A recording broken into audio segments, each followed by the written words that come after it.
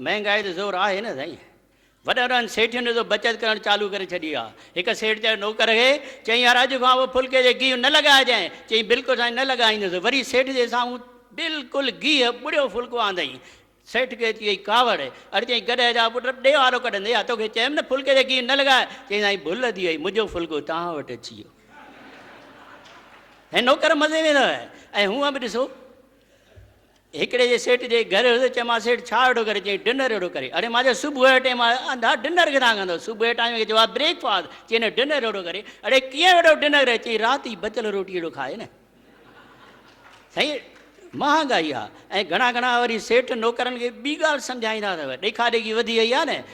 सेठ चवंदा आहिनि नौकरनि खे यार केरु महिमान अचे वधाए वधाए ॻाल्हि कजांइ।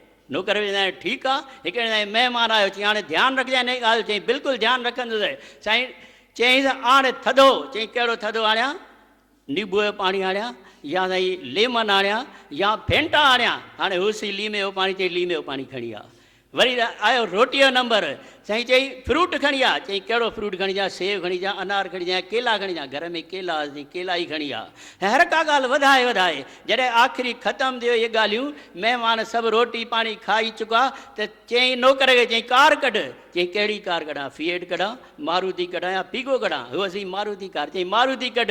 वरी साईं वेंदे वेंदे चयईंसि, चई ॿुध ध्यानु रखे, मां वञा थो ॿाहिरि, मुंहिंजे पीउ खे चइजांइ त मां थोरो देरि सां ईंदुसि। चई कहिड़े पीउ खे चई? बॉम्बे वारे खे, कलकत्ता वारे खे या मद्रास वारे खे?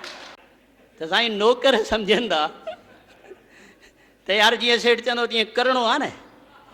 ऐं घणा घणा वरी सेठ सम्झंदा आहिनि नौकर बेवकूफ़ आहिनि, ऐं नौकर चवंदा आहिनि सेठ बेवकूफ़ आहिनि। की ॿ सेठ वेठा गॾु, हिकिड़े चयो ॿिए खे, चई ख़बर थी यार मुंहिंजो नौकर ॿुधू अथई? चई कीअं? चई ॾियो सॾु थो कयां। सॾु कयईं हुनखे। चई यार हीअं कर, 10 रुपया वठि। नौकर खे चई 10 रुपया वठि, वञी बाज़ार मां टीवी वठी आहे। हुन 10 रुपया रखिया खीसे में, वियो ॿाहिरि। चई ॾिठे बेवकूफ़, हाणे 10 रुपए जो टीवी मिलंदुसि। अरे ॿिए सेठ चयो यार मुंहिंजो इन खां चट अथई। चई कीअं? चई सॾु करींसि। साईं हुन ॿिए नौकर खे सॾु कयो। चई ॻाल्हि ॿुध, वञी घर ॾिसी आहे त मां आहियां कोन आहियां? चई ठीकु आहे वञा थो। साईं वियो ॿाहिरि, त सेठ पिया खिलनि। चई ॾिठे चरिया भेणा नौकर आहिनि। नौकर वरी ॿाहिरि पिया खिलनि। चई सेठ कहिड़ा बेवकूफ़ आहिनि, 10 रुपया ॾिना अथनि, चए थो टीवी वठी आहे। अड़े ख़बर कोन अथसि अॼु छंछरु आहे, ॿेरागढ़ बंदि आहे।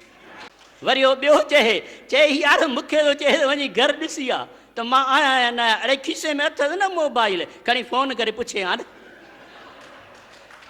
त ऐं सभु करे वधीक सेठ चवनि नौकर ई आहिनि, नौकर चवनि सेठ ई आहिनि, त ॾाढो सम्झणु ॾुखियो आहे।